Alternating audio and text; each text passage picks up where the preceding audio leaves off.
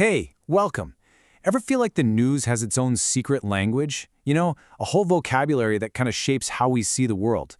Well, today, we're going to decode that language. We're handing you the keys to unlock a much deeper understanding of pretty much every story you read. Scoop, libel, broadsheet. I mean, what are these? They sound like just random words, but trust me, they're the actual building blocks of the entire news industry. By the time we're done here, you'll see exactly how these terms shape the news you see every single day. So, here's our game plan. First, we'll look at the main types of newspapers out there. Then, we're going to meet the people who actually make the news happen. After that, we'll take apart a single news article to see how it works.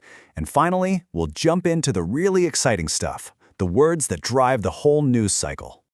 Okay, first up, the different types of papers. Before you even read a single word, the size and the feel of a newspaper is already telling you a story about what kind of news you're about to get. It is way more than just paper.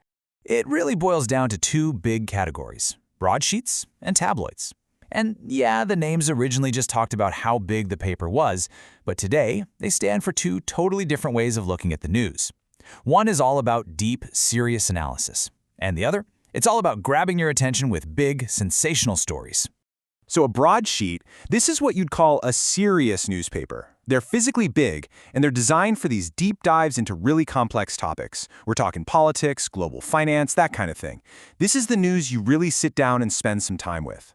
And then you've got the tabloid. It's smaller, easier to handle, and the stories inside are designed the same way: quick, punchy, and high impact. The focus here totally shifts to big, sensational headlines, celebrity gossip, stuff that's pretty much impossible to ignore. Now, sometimes this style gets pushed to the extreme. That's when you hear terms like yellow journalism. It's basically a name for news that's all about sensationalism. Maybe not so much about checking all the facts, just to sell papers. The most extreme of these are sometimes called the gutter press. So that's the paper itself. But who actually fills all those pages? Right. Behind every single story, there's a whole team of people making it happen. Let's pull back the curtain and meet the key players. You gotta understand, putting out a newspaper every day is a huge team effort. You've got photographers, columnists giving their opinions, and a bunch of others. Every job is different, but they all have to work together. We're gonna focus on a few of the rules that really shape what you end up reading. Okay, at the very top, you have the editor. Think of the editor as the captain of the ship. They have the final say on what stories make it into the paper. They are the ultimate gatekeeper of quality, accuracy, and the paper's overall personality. Then there's the word we all know: journalist. This is basically a catch-all term for anyone who's out there writing or reporting the news. But inside that big category, there are some really important differences. For example, here's a big one: reporter versus correspondent. A reporter is usually covering a specific area or topic, what they call a beat, like City Hall. But a correspondent, that's the paper's person on the ground somewhere else, maybe in a different country or a faraway city, giving us that crucial first-hand look. All right, so we've met the team. Now let's look at what they actually create. Every single news article, no matter how complicated, is made from a few basic parts. Let's take one apart. It all starts with the headline, right? Its only job is to reach out and grab your attention. It gives you a super quick summary of the story and, most importantly, makes you want to read the rest. It's the hook. And once that headline has you hooked, you get into the copy. That's just the industry word for the main text of the article. It's all the words from the journalists that give you the details, the quotes, and the full story. Now, this is so important to remember. Not everything in the paper is a straightforward news report. An editorial is something totally different. This is an opinion piece, and it's not just the writer's opinion, it's the official opinion of the newspaper itself. It's the paper's voice. So how do we know if a paper is doing well? The big number everyone watches is circulation. It's simple, really. It's just the total number of copies, either print or digital, that are sold. It's how we measure a paper's reach and its influence.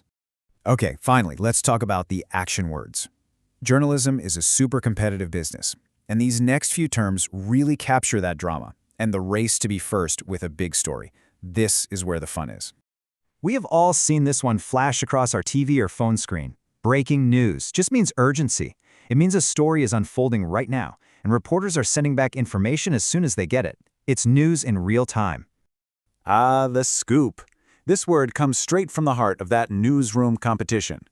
Getting a scoop means you broke a huge story before anyone else did. It is a massive win for a journalist or a newspaper. Now, an exclusive sounds like a scoop, but it's different. A scoop is about being the fastest. An exclusive is about access. It means a source, like a celebrity or a politician, gave their story to only one news outlet. So it's less of a race and more about who got the special invitation.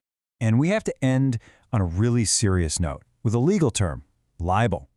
This is not just about making a mistake. Libel is when a publication prints something false about someone that really hurts their reputation.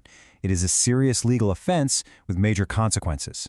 So there you have it. You're now armed with the vocabulary to not just read the news, but to actually read through it, to see the structure, the people, and the competition behind every story. So the only question left is, with this new knowledge, what will you discover?